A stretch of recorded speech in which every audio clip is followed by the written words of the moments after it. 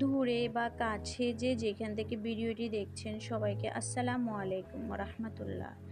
সবাই কেমন আছেন? আমিও আলহামদুলিল্লাহ ভালো আছি। আজকে আপনাদের জন্য নিয়ে এসেছি নতুন একটি special recipe. Cake decoration bitter ছাড়া ক্রিম কিভাবে তৈরি করবেন এবং কিভাবে হালালভাবে কেকের বিজনেস করবেন সম্পূর্ণ বিস্তারিত বলে দিব। এখন আমি এখানে প্রথমে কেকের জন্য এখানে আমি হাফ কাপ ময়দা নিয়েছি। একটা ছাঁকনির মধ্যে সেঁকে ফেলবো। ভিতরে কোনো পোকামাকড় বা কোনো ময়লা থাকলে ছাঁকনির মধ্যে থেকে যাবে। তারপর দিয়ে দিব হাফ চামচ পরিমাণ বেকিং পাউডার, স্বাদ মতো লবণ, 2 চামচ পরিমাণ গুঁড়ো দুধ পাউডার, তারপর 1 চামচ পরিমাণ কর্নফ্লাওয়ার দিয়ে দেব। এখন এগুলাকে একটা হ্যান্ড উইচের মাধ্যমে নেড়ে চেড়ে এক পাশে রেখে দিব। প্রিয় দর্শক, আমার ভিডিওটি দেখা শুরুতে আপনারা ছোট্ট করে একটা লাইক দিয়ে ভিডিওটি ফুল ওয়াচ করে দেখে নেবেন। এখন আমি শুকনো উপকরণগুলো এক পাশে রেখে দিব। তারপরে একটা শুকনো বাটি নিয়ে নেব। এখানের মধ্যে 2টা ডিম ফেটে নেব। তারপরে কুসুমগুলো আমি আলাদা করে ফেলবো। কুসুমগুলো একটা বাটিতে নিয়ে নেব। এখন আমি ইলেকট্রিক বিটারের মাধ্যমে আগে ডিমের সাদা অংশটি বিট করে নেব 2-3 মিনিট।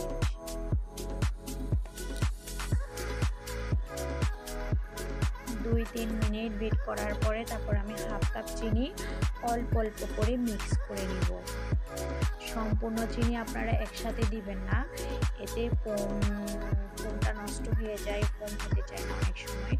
সেজন্য অল্প অল্প করে চিনিটা মিক্স করবেন। যখন এরকম ফোমি ভাব আসবে, ঘনত্ব হয়ে যাবে, তখন আমরা কুসুমটা মিক্স করে নেব।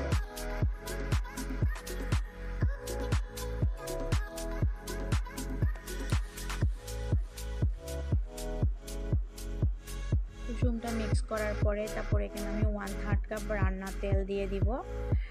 রান্নার তেল দেওয়ার পরে হাফ চামচ পরিমাণ ভ্যানিলা এসেন্স দিয়ে দিব। এখানে আপনারা ভ্যানিলা পাউডারটা মিক্স করতে পারেন প্রিয় দর্শক।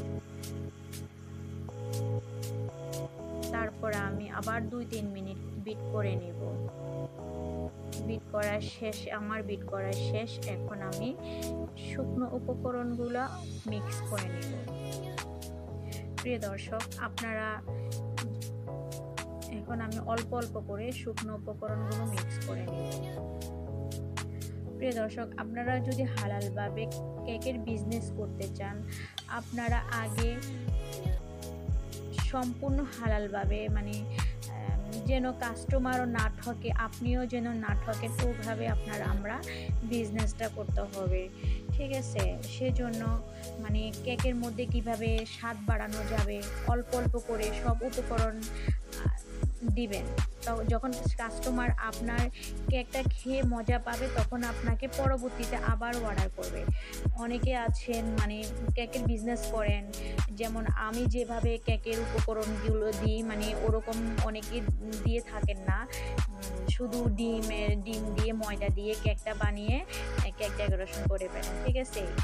সেজন্য বলতেছি আপনাদেরকে, আপনারা অল্প অল্প উপকরণ দিবেন যেন কেকের টেস্ট ভাললে, কেক খেয়ে মজা পাইলে কাস্টমার আপনাকে পরবর্তীতে অর্ডার করতে বাধ্য হবে। সেজন্য অল্প অল্প আপনি গুঁড়ো দুধ পাউডার মিক্স করলে কেকের স্বাদটা বাড়ে। ঠিক আছে? এখন আমার শুকনো উপকরণ মিক্স করা শেষে আমি যে পাত্রে কেকটা বেক করব, সেই পাত্রে কেকের ব্যাটারটা ঢেলে দেবো।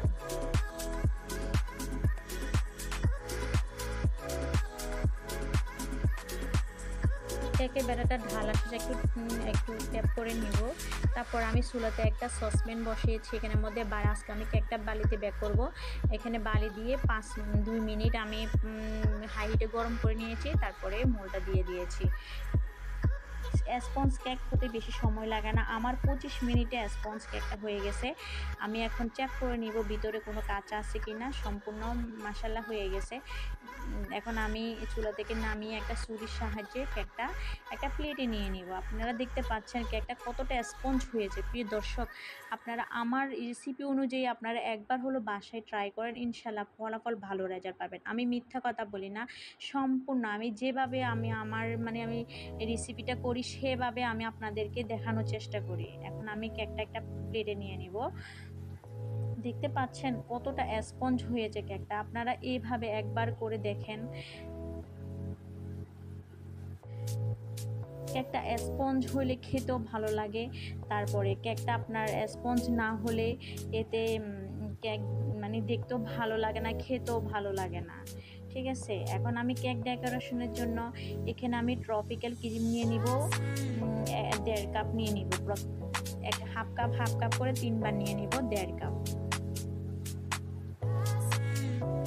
এখন আমার ক্রিমটা নেওয়ার শেষে আমি এখন একটা হ্যান্ড উইচের মাধ্যমে আমি কেকটা ক্রিমগুলো বিট করবো। আজকে আপনাদেরকে আমি ইলেকট্রিক বিটার দিয়ে বিট করে দেখাবো না, হ্যান্ড উইচ দিয়ে বিট করে দেখাবো। ক্রিমটা আগে ঠান্ডা থাকতে হবে, বরফ থাকা যাবে না। মানে ক্রিম যখন আপনি ফ্রিজ থেকে নামাবেন তখন আধা ঘন্টার মতন আপনি ক্রিমটা রাখবেন।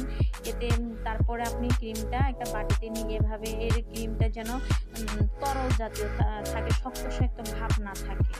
ঠিক আছে? এখন আমি 5 মিনিট ক্রিমটা বিট করব। করতে করতে যখন এরকম ঘনত্ব হয়ে আসবে তখন আমি আবার 20 মিনিটের জন্য ফ্রিজে রাখবো।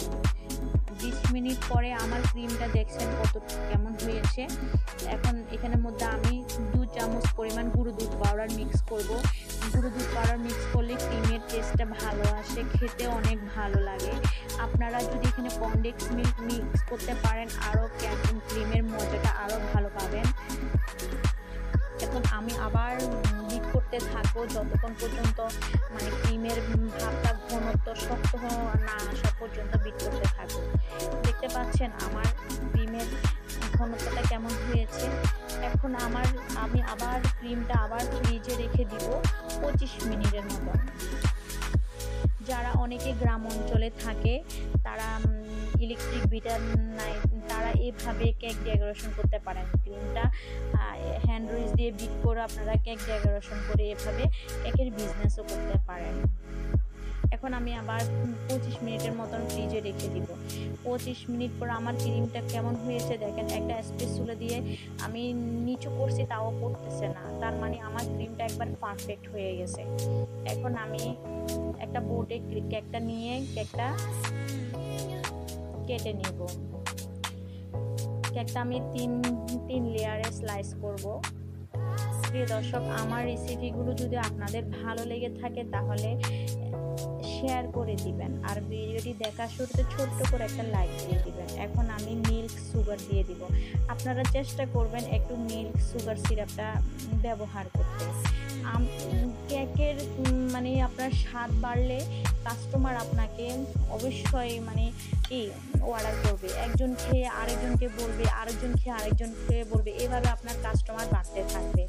সেজন্য আপনারা অল্প উপকরণের যেন কেকটা মজা হয় ওইভাবে আপনারা কেক সেল করবেন। তখন আপনার এদিক দিয়ে হালালও হবে, এদিক দিয়ে আপনার কাস্টমার খেয়েও স্বাদ পাবে, আপনি তাদের রিজিকে দোয়াও পাবেন। তারপরে তারা আপনার কেক মানে বিভিন্ন মানুষকে বলবে, তখন আপনার কাস্টমার বাড়বে। এখন আমি ক্রিম দিয়ে কেকের স্লাইসগুলো করে নিব। তারপর আমি বাহিরের সাইডে একটা নজেল পাইপিং ব্যাগ দিয়ে ক্রিম করে নিব। প্রিয় দর্শক, আপনারা চেষ্টা করবেন মানে হালালভাবে করতে, যেন কাস্টমার না ঠকে, আপনিও না ঠকেন, আপনার পারিশ্রমিকটা যেন আপনার লাভ হয়। আপনি আপনার কস্টিং খরচ কতটুকু যায়, আপনার আপনার পরিশ্রম কতটুকু যায়, সেই হিসাবে আপনি কেকের দাম রাখবেন। সব কিছু হিসাব করে আপনার খরচ কতটুকু যায় ওই হিসাবটা করার পরে তারপরে আপনি কেকে তারপর আপনি আপনার মানে পারিশ্রমিক কতটুকু মানে পরিশ্রম হয় সেই তুলনায় আপনি দাম রাখবেন, এতে আপনার হালাল হবে। এখন আমি একটা কার্ডের সাহায্যে কেকটা ডেকোরেশন ফিনিশিং করে নিব। এই কার্ড দিয়ে ফিনিশিংটা করলে ফিনিশিংটা সুন্দর হয়। আপনারা চেষ্টা করবেন এরকম কার্ড থাকলে কার্ড দিয়ে যেমন অনেক ধরনের কার্ড আছে ওগুলো দিয়ে আপনারা ফিনিশিং করতে পারেন, কারণ এতে ফিনিশিংটা তাড়াতাড়ি হয়, সে ফিনিশিং দেখতেও সুন্দর লাগে। এখন আমি একটা পাইপিং ব্যাগে একটা মানে ক্রিম কালার করে নিচের সাইডে দিয়ে দিব, যেন একটু সুন্দর আকর্ষণের জন্য। আমার কাস্টমার বলেছে যে আমার নিজের মতো করে কেকটা ডেকোরেশন করতে, সম্পূর্ণ আমার নিজের উপর বলেছে যে আমার নিজের মন মতো করে কেকটা বানিয়ে দিতে। সেজন্য আমিও চেষ্টা করছি সুন্দরভাবে, সিম্পলভাবে আমার মনের মতো করে একটা কেক ডেকোরেশন করে নিয়েছি। এখন আমি একটা কাঠ দিয়ে এভাবে সুন্দর চতুর্দিকে ফিনিশিং করে নিব। যারা এখনো পর্যন্ত আমার ভিডিওটি দেখছেন তাদেরকে অসংখ্য ধন্যবাদ।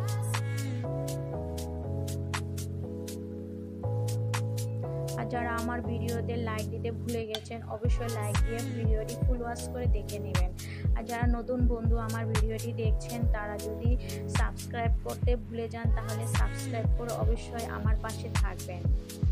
এখন আমি একটা স্টার নজেল দিয়ে গোলাপের ডিজাইন করে নিব।